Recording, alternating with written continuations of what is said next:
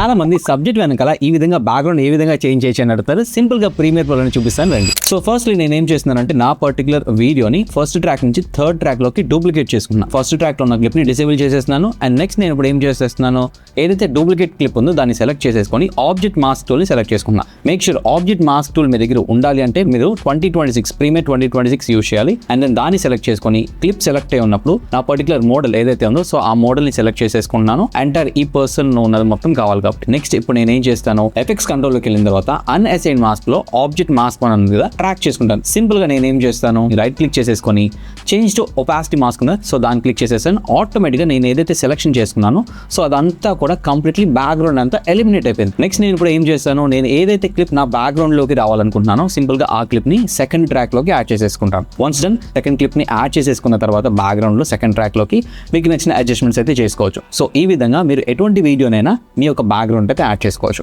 ఇటువంటి tips and tricks కోసం మన అకౌంట్ అయితే ఫాలో అవ్వండి.